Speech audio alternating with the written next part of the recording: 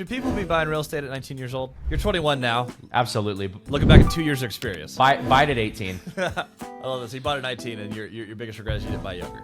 Exactly. Hello, and welcome back to another episode of Multifamily Strategy. Today on the pod, we have one of my favorite owners. He's been on this channel many times, especially on the YouTube channel Multifamily Strategy. We have today Mr. Caleb Hommel. Caleb, welcome back to the channel. Dude, thanks for having me. Dude, I'm so excited to have you here. And sorry we didn't get you on earlier. We've had a few before you, but this is it's one of the earliest people through our mentorship program. Definitely the most successful. What he's accomplished is amazing. But what Caleb did outside of anyone else, the business that he built for himself, is unreal. The age that he did it at, the way that he structured his deals. I am so excited for this episode. Today we're going to be talking creative finance. We're going to be talking about what it looks like to start from ground zero and at a ridiculously young age. So Caleb, let's get started here. For context, what does your portfolio look like today? Today, currently owned, on the real estate side of things, it's 79 units across the state of Texas, 5 different deals. All right. And how spread out are these deals? Is this all over Texas? Are they specific areas? Where in Texas? Yeah, that's a great question. So I started off spreading out. I've since changed that. We can get into that a little bit later. So I'm on the borders of Texas, the border towns, love those. I'm also in Houston, and then more recently I've been building closer to Central/East Texas in a city called Stephenville. Awesome. So Texas investor, you're at about 79 multifamily units, which is absolutely insane. How old are you today? I am currently barely legal to drink, being 21 years old.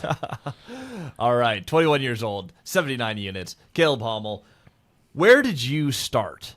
Before you had the real estate, I imagine pretty much it went like high school real estate, so there's not a whole lot of in between there. But what was your starting point when you invested in real estate? What got you started? Yeah, gosh, what got me started with real estate? During the whole COVID fiasco, I was a junior in high school. I know most real estate investors don't get to say that right now. So I was a junior in high school, born and raised in San Diego, California. And if anybody knows anything about California and anything, we got completely shut down during COVID. So didn't have much to do. Picked up some little book called Rich Dad, Poor Dad at 16 years old.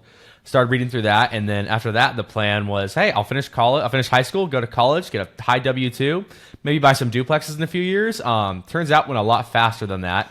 Ended up finishing high school, playing a little bit of college baseball, actually dropped out of college baseball and college as a whole, and then picked up 10 units about 9 months later. All right, let's talk about that first deal.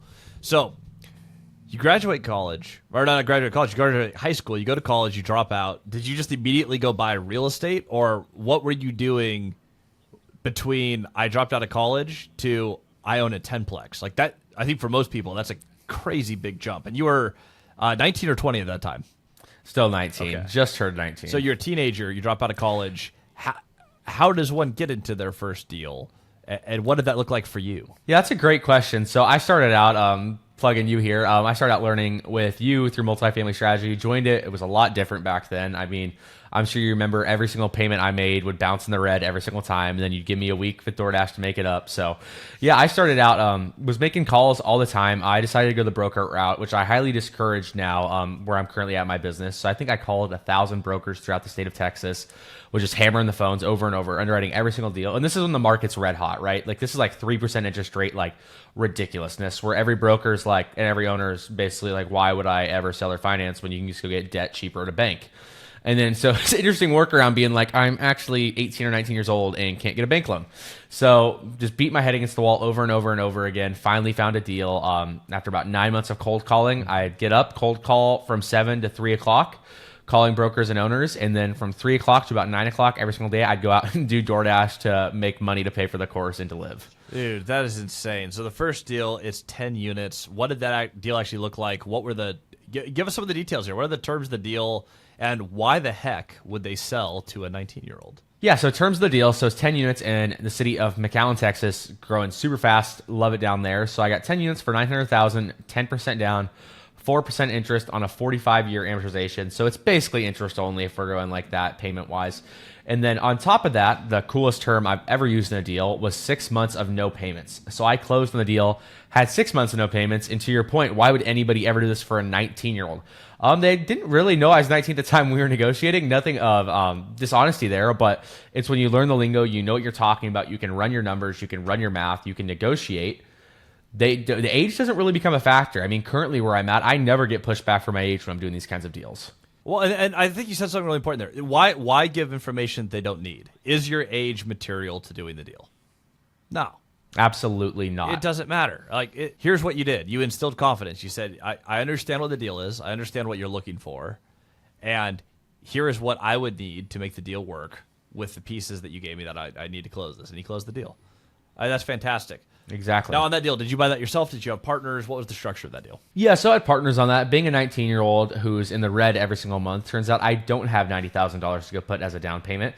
So got the deal under contract, then raised capital, partnered with 3 different people on that deal, each with $30,000, and they funded the down payment on that one. Should people be buying real estate at 19 years old? You're 21 now. Absolutely. Looking back at 2 years of experience. Buy it at 18. Buy it at 18. I love this. You bought it at 19, and your biggest regret is you didn't buy younger. Exactly. Oh, dude, that's amazing. So fresh out of high school, you buy a deal, get into that 10-plex. You did it once. What did the second deal look like? Yeah, so deal number 2 was an 8-unit in Laredo, also a border town. Actually went under contract on that about 3 weeks after I went under contract on my first deal. Mm-hmm. So it was like a bang-bang situation. Super similar structure, $700,000, 10% down, 4% interest only for 2 years, then 4% amortized over 30 years for the next 5. And then after that, balloon, and same thing. I had 2 months of no payments on this one. I wanted the 6th. The seller wasn't comfortable with it, was trying to double it down, but super similar structure and just rolled right into that. I think we need to pause and just address this. You have 2 deals. Deal number 1, deal number 2. Both of them, you start the deal without having any mortgage payment. Why was that important to you? Yep. And more importantly, why would they say yes to that term? Great question. So for me, it's important. One, I was 19 years old. I didn't have cash. I wanted to build up at least some sort of reserve. Granted, I should have done it for even longer and built up more of a reserve. We can talk about that a little more down the line, but that's why I wanted it. For them, it's if I'm hitting their price, I'm hitting their down payment, I'm giving them the interest rate they want. What is one mortgage payment difference? Materially, it's not horribly important, 1 or 2.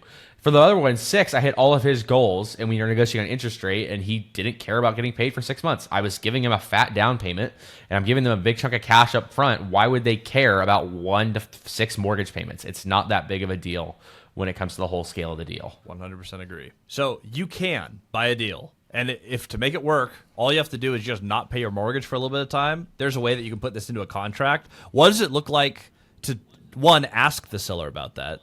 But 2, what does it look like to actually put that verbiage in a contract where it's enforceable? How do you do the communication around special clauses? Yeah, great question. I mean, how to ask for it. I think a lot of people, especially near my age bracket, get really weirded out just asking for what you want. They're like, oh, that's not reasonable. That's not fair, blah, blah, blah. It's like, who cares? Ask for what you want, not for what you need. So that's how you just do it. You just ask. It's not brain surgery. And then as far as putting into a contract, I don't do my own legal. I always use a legal team. That is what I always recommend.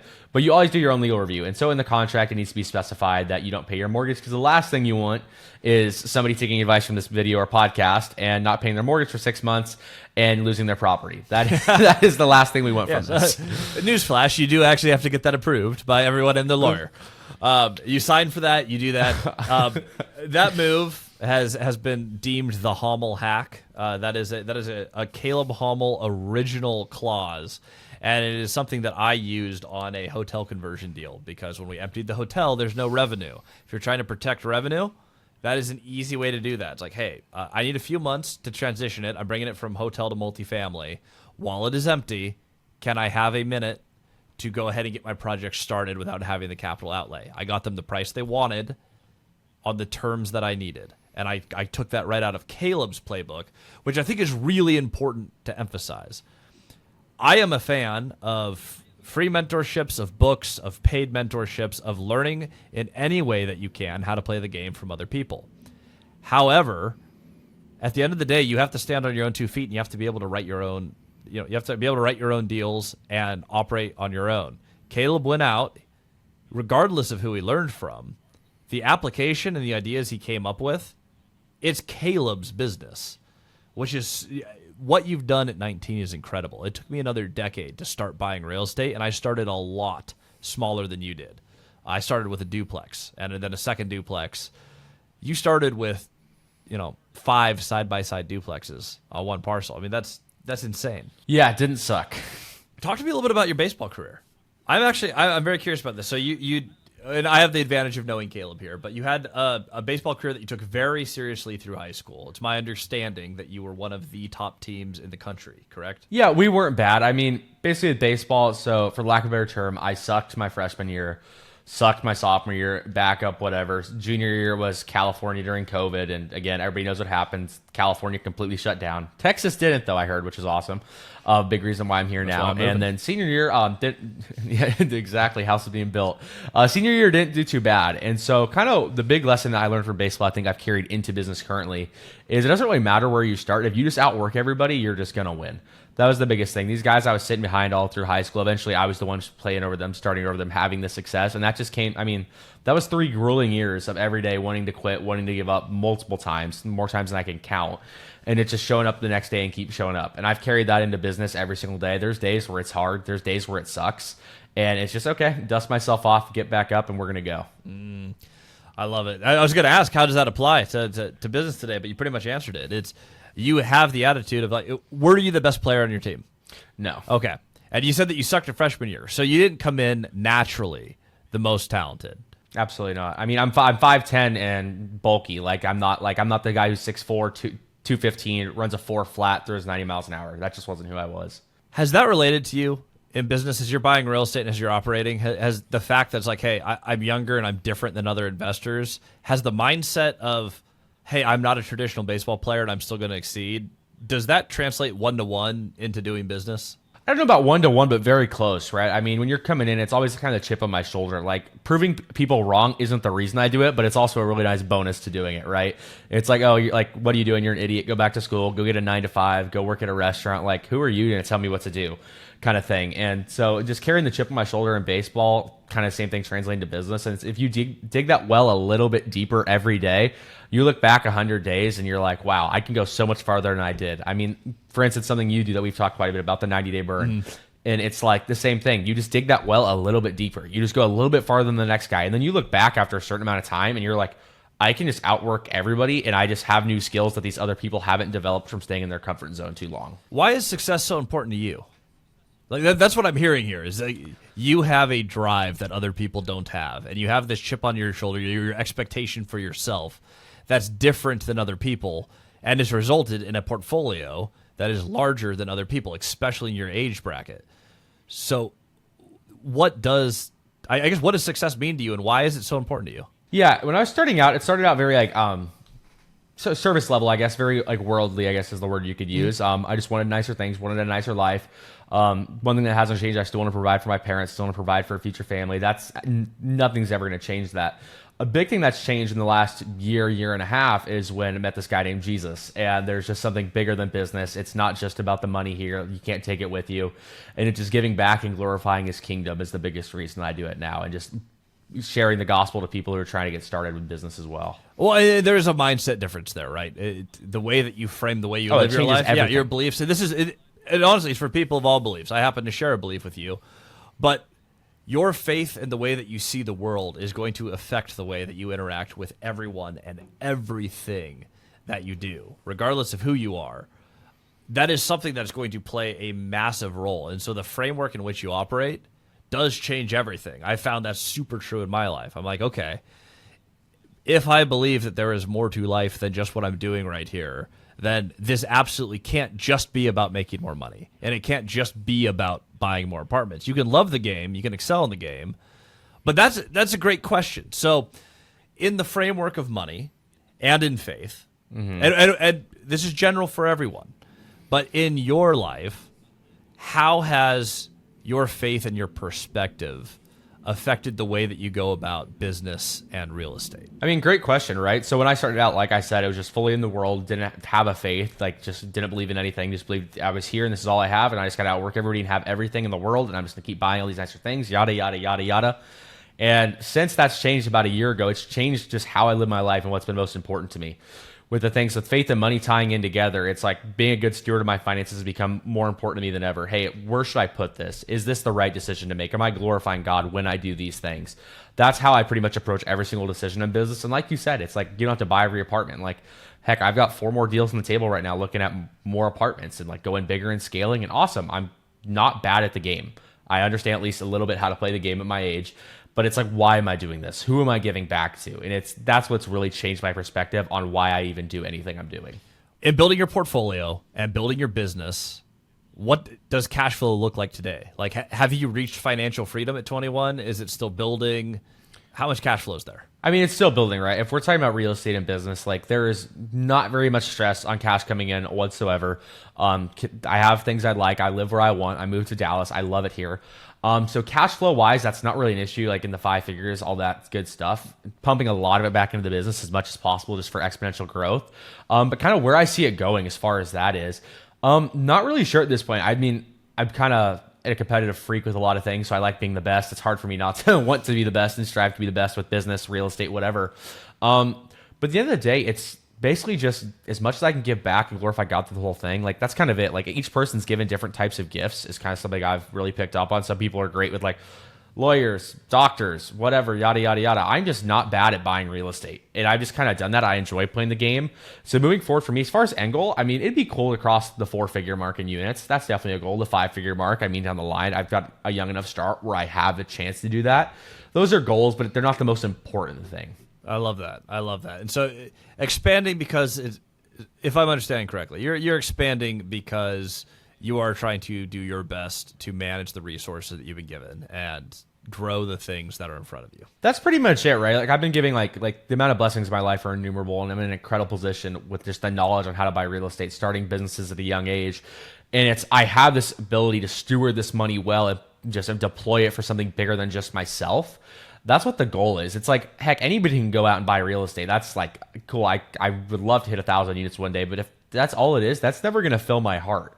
That 1,000 units or that 10,000 units or whatever number I want to get to is never going to be enough. And so that's all just secondary to the one thing. So as you're building this, you'd mentioned real estate and your business. What is the business that you're growing? How does the business work? Tell me about that income stream and what that looks like. Yeah, so the business is called Dago Sales. It's basically an online sales company. I help out coaches pretty much all over the U.S., different industries, all this stuff, move their mentorships and products.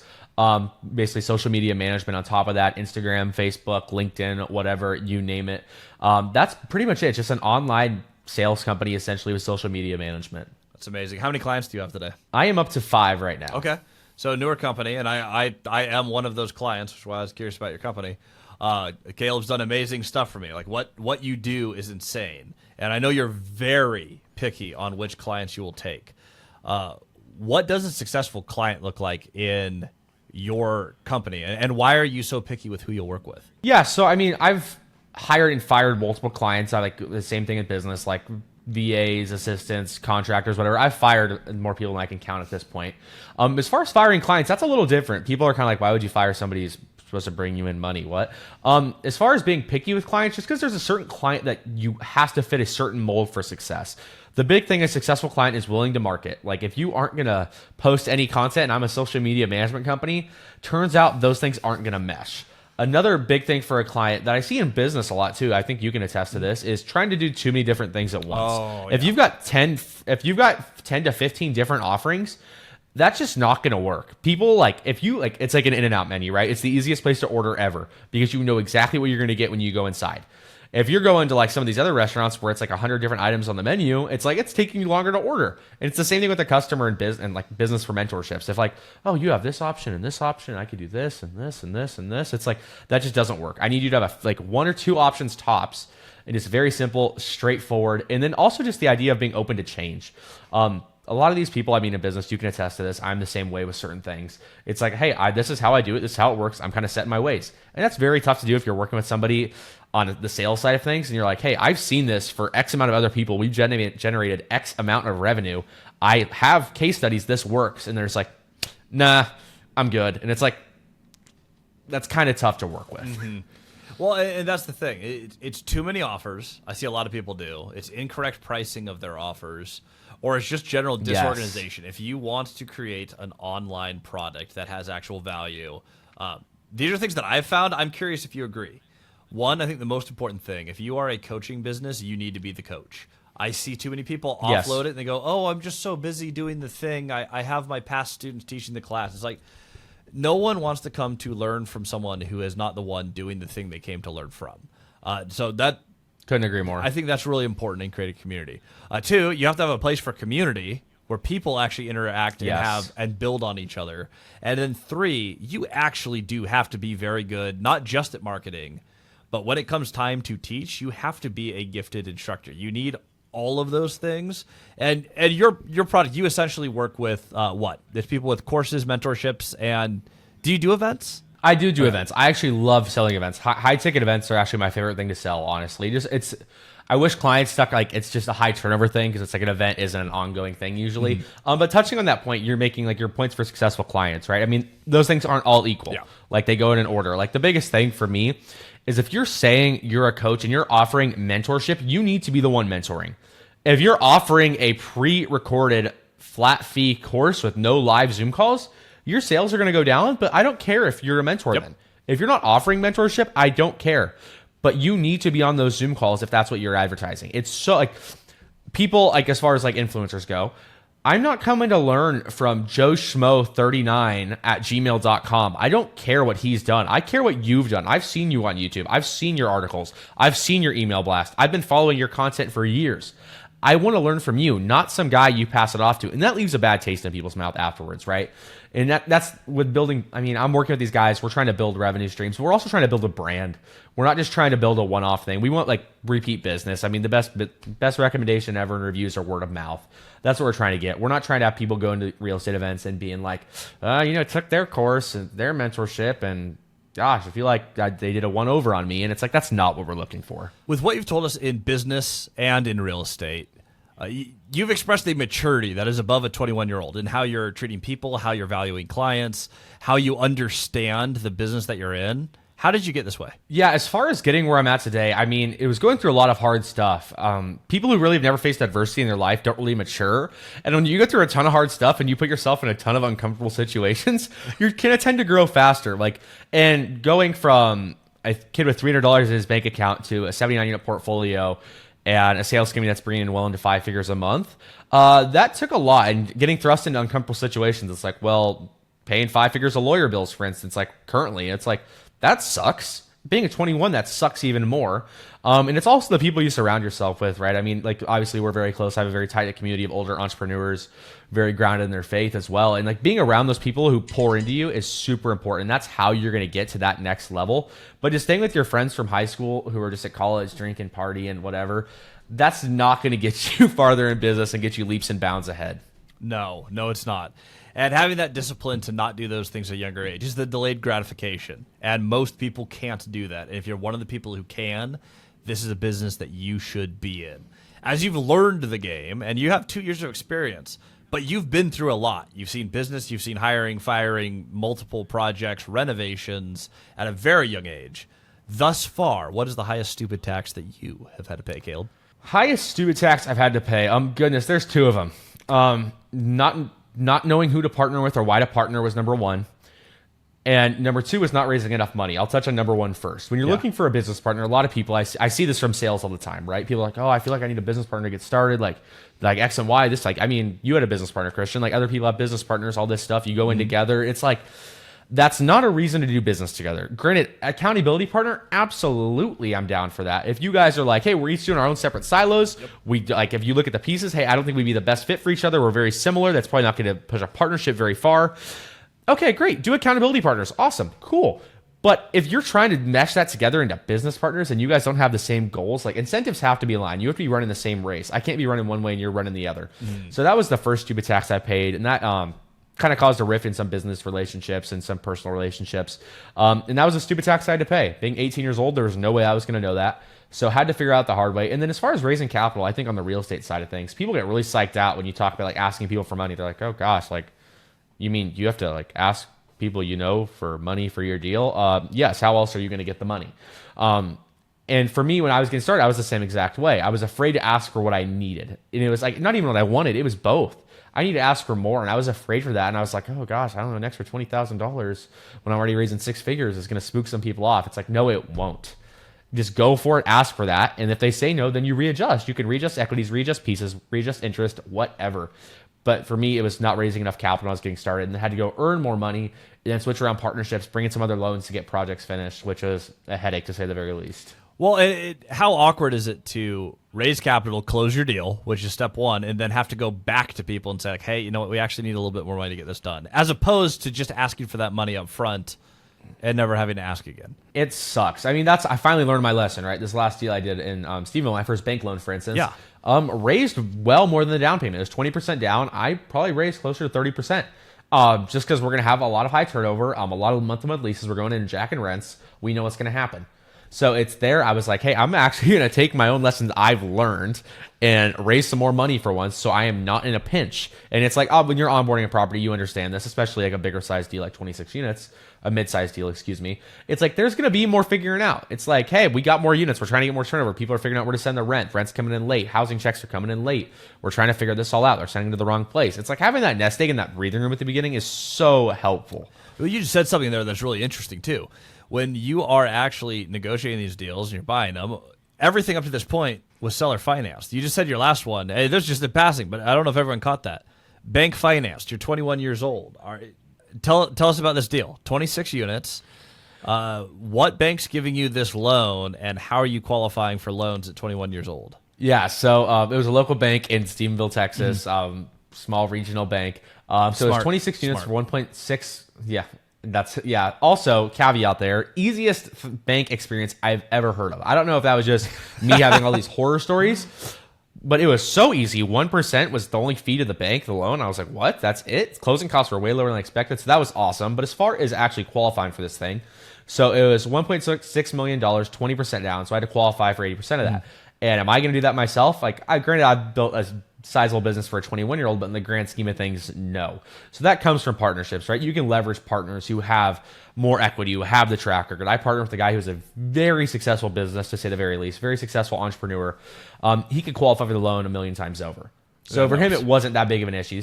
The same thing with the capital piece. Like, he funded the down payment, helped qualify the loan. We both signed for it. It was like, oh, you need X amount more? Okay. And for him, it's just that security as well. It's like, hey, incentives are aligned here. We have the extra money in the account to finish the projects. We're going to steamroll the projects. We're going to get the money back out, get him his money back. So that is how the bank deal worked on this last one. And interest rate wise, people are being interested about that. It was 7.5% interest only for the first 2 years. That is a higher interest rate than you had on your other deals. Than everything. How does cash flow look on this day one? It's a bank finance deal, which means you can't negotiate your terms. So you had to win on price on this. And that I did. Okay. Yeah. As far as how it looks day one, so we're cash flowing closer to 5 or 6% day one. We have one vacancy currently. We're in the process of filling actually right now. I got a ding about that a little bit ago. So we're about 5 to 6% day one. If we get, so the plan is to get units from 550 to at least 750 across at least 20 to 26 units within the first 2 years of the interest-only period. From there, we'll be cash flowing closer to 35%. And then once that amortization kicks in, we're going to go down a little bit. And then obviously seeing where the economy's at with rates, then we kind of make an audible from there.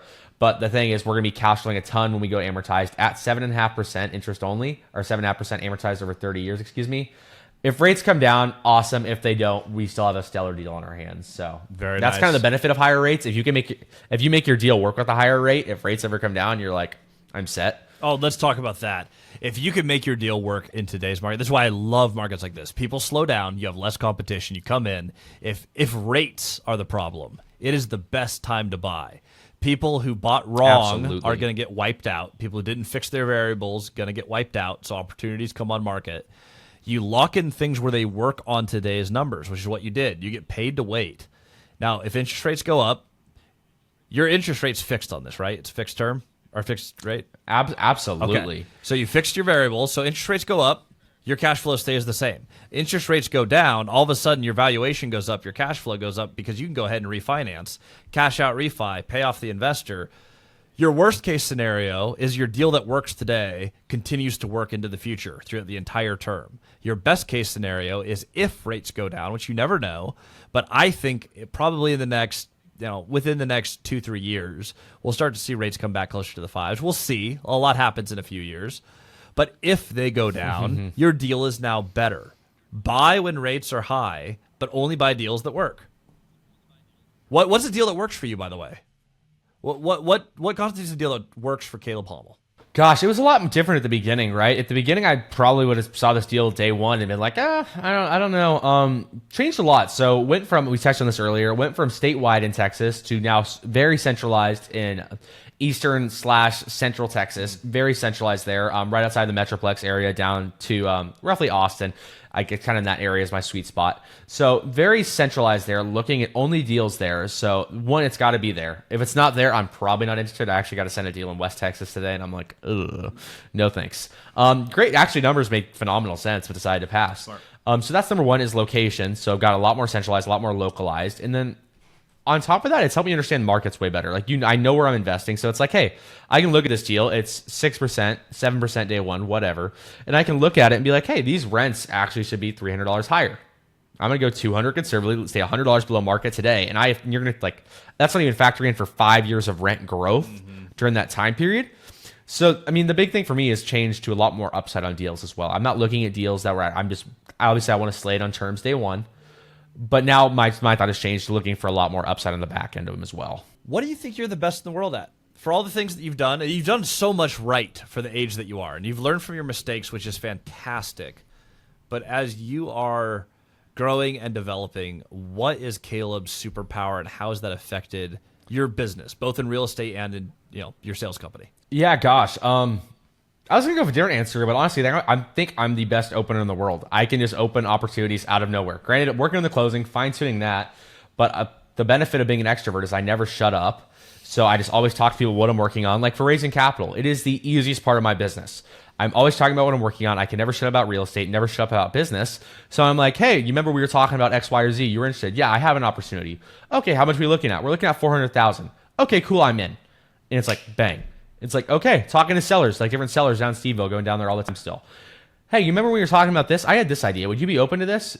Yes, of course.